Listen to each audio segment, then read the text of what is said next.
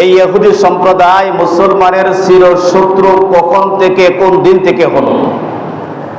বিষয়টা যদি আমি একটু ছোট্ট করে বলতে চাই, আমাদের মুসলিম মিল্লাতের পিতা হযরতে ইব্রাহিম খলিলুল্লাহ, যার নাম আমরা সবাই জানি। আপনি কি জানেন ওনার সন্তান ছিলেন কয়জন? বলেন তো। ওনার 2 জন সন্তান ছিলেন। কয়জন সন্তান? 2 জন। আমরা শুধু হয়তো একজনের নাম সবাই জানি, হযরতে ইসমাঈল আলাইহিস সালাতু ওয়াস সালাম। কথা বলেন ঠিক কিনা? এটা আমাদের কাছে পরিচিত। বাপ বেটা মিলে খানায় কাবা শরীফ নির্মাণ করেছেন।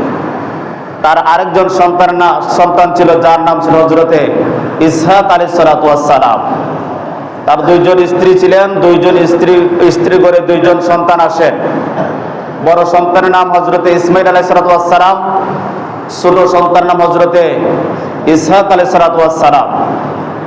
আমি যদি একটু বিষয়টা নকশা করে আপনাদেরকে বোঝাই, আমার হাতের দ্বারা আপনারা বিষয়টা সহজে একটু বুঝতে পারবেন। ধরেন ইনি হলেন হযরতে ইব্রাহিম আলাইহিস সালাম, ওনার এক সন্তান হযরতে ইসমাঈল আলাইহিস সালাম এই দিকে, ওনার আরেক সন্তান হযরতে ইসহাক আলাইহিস সালাম এই দিকে। তিনি হযরতে ইব্রাহিম আলাইহিস সালাম, তার এক সন্তানের নাম হযরতে ইসমাঈল আলাইহিস সালাম, তিনি হলেন এই দিকে।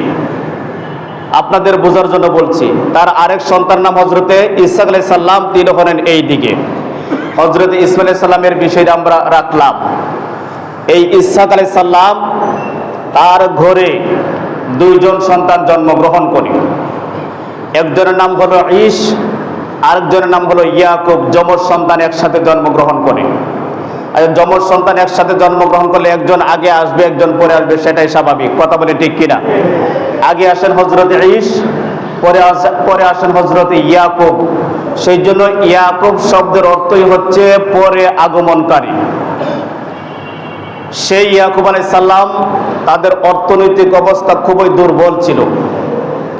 তার মা তাকে পরামর্শ করে তার মামার বাড়িতে পাঠিয়ে দেয়, তুমি সেখানে চলে যাও, তোমার মা মামার অধীনে লালিত পালিত হবে। হয়তো সম্ভব হলে তোমার মামার একটা মেয়েও তোমার কাছে বিবাহ দিতে পারে।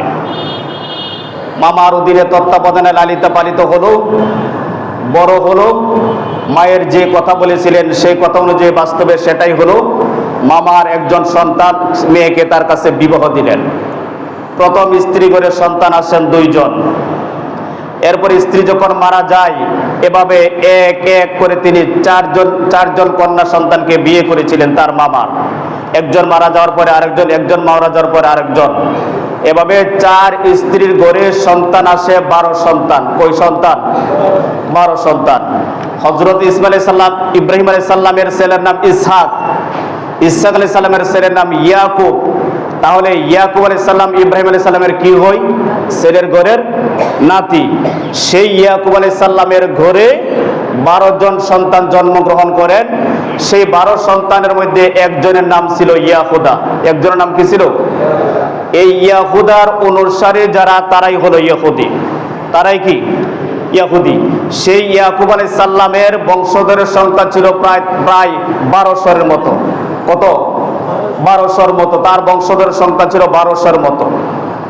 আল্লাহ পাক কোরআন শরীফে বহু জায়গায় ইয়া বানি ইসরাইল বলেছেন, হে ইয়াকুব আলাইহিস সালামের বংশধরগণ। পরবর্তী সময়ে এই ইয়াকুব আলাইহিস সালামের বাবার নাম ইসহাক। ইসহাক তিনি দোয়া করেছিলেন 2 সন্তানের জন্য। ইয়াকুব আলাইহিস সালামের জন্য দোয়া করে যে তোমার বংশধর দিয়া নবী রাসূলগণ আসতে থাকবে।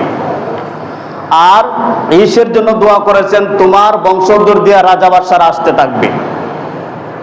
তো ইয়াকুব আলাইহিস সালামের বংশে অসংখ্য নবী রাসূলগণ আসতে শুরু করলো। আস্তে আস্তে আস্তে আস্তে শেষ পর্যন্ত ঈসা রুহুল্লাহ পর্যন্ত তার বংশে। ইহুদিরা মনে ভাবতে লাগলো, তাওরাত কিতাব, জাবর কিতাব, ইনজিল কিতাবের মধ্যে, সমস্ত কিতাবের মধ্যে আমাদের নবী যে আখির নবী আসবে তার বর্ণনা 3 কিতাবের মধ্যে বর্ণিত ছিল। এমনকি ওই নবীর গঠন আকৃতি কেমন হবে, চলাফেরা কেমন হবে, আচার ব্যবহার কেমন হবে, বিস্তারিত সব কিতাবের মধ্যে, তাওরাত জাবরের মধ্যে বর্ণনা ছিল। তো ইহুদিরা ভাবতে লাগলেন সমস্ত নবী রাসূলগণ পর্যন্ত, এমনকি বনি ইসরাইলের শেষ নবী ঈসা রুহুল্লাহ পর্যন্ত যেহেতু আমাদের বংশের মধ্যে এসেছেন, আখিরি জমানার নবীও তিনিও আমাদের বংশে আসবেন। তিনিও কি আমাদের বংশে আসবেন। আপনারা বলেন এই দিক দিয়ে ধরেছিলাম হযরতে ইসহাক আলাইহিস সালাম, এই দিক দিয়ে বাকি আছে কি হযরতে ইসমাঈল আলাইহিস সালাম। ইসমাঈল আলাইহিস সালামের 40 বরস পরে আল্লাহ পাক এই বংশধর দিয়ে না পাঠিয়ে ইসমাঈল আলাইহিস সালামের বংশে আমাদের নবীকে পাঠালেন। তাহলে বলেন আমাদের নবী কি সেই ইহুদি জাতির বংশ দিয়ে আসছে না ইসমাঈল আলাইহিস সালামের বংশ দিয়ে আসছে? ইসমাঈল আলাইহিস সালামের বংশ দিয়ে আসছে। যখন আমাদের নবীজি ইসমাঈল আলাইহিস সালামের বংশধর দিয়ে আসলো তখন ইহুদিদের মাথা নষ্ট। তখন কি ইহুদিদের মাথা নষ্ট। তারা সেই রাসূল পাকের তখন থেকেই বিরোধিতা করতে শুরু করলো। সমস্ত নবীগণ আমাদের বংশধর দিয়ে এসেছে, আর আখিরি জামানার নবী আসছে হযরতে ইসমাঈল আলাইহিস সালামের বংশধর দিয়া। সেই দিন থেকে ইহুদিরা নবীজির প্রকাশ্যে শত্রুতামি শুরু করলো। সেই নবী যখন 40 বছর বয়সে নবুয়ত প্রকাশ হলো, সাহাবাই কেরাম যখন কাফেররা দলে দলে যাকে যাকে এক এক করে যখন ইসলাম ধর্ম গ্রহণ করে শুরু হলো, ইসলাম ধর্ম গ্রহণ করে যখন মুসলমান হতে শুরু হলো, সেই ইহুদিরা মুসলমানদের বিরুদ্ধে লেগে গেল। কারণ যেই নবীকে আমরা দেখতে পারি নাই, তার কাছে যারা মুসলমান হবে তাদেরকে দেখতে পারবে। কথা বলেন, সেই দিন থেকে ইহুদিরা মুসলমানদের শত্রু।